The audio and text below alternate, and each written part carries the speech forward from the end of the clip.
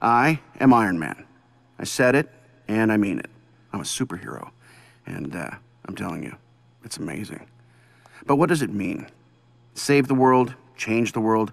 What does it mean? I mean, sure, it's great to say, it's great to start foundations and give speeches and raise a glass and tell ourselves we're making the world better. But tell me, how can one guy save the world? It's not like I'm out of ideas. I'll tell you what it is. It's like every time I start to get my head around something really beneficial to mankind, like the Free Energy Initiative or global climate control, some genius shows up with an army of killer robots or some other ridiculous scheme for world dominance, and I have to drop everything and knock heads together.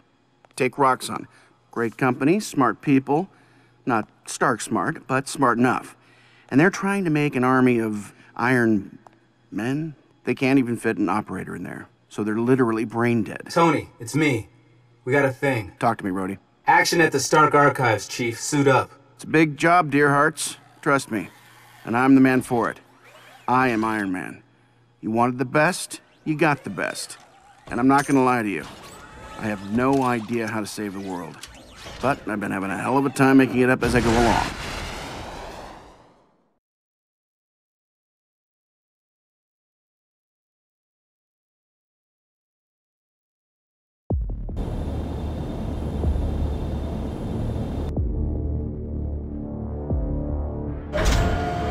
Jarvis, what's going on? Did I forget to update my password?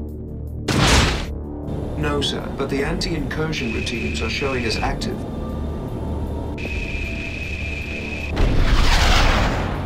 Oversight, or are you just having a bad day? Neither. The routines are not responding to the remote shutdown procedure. Oh, so it's my fault?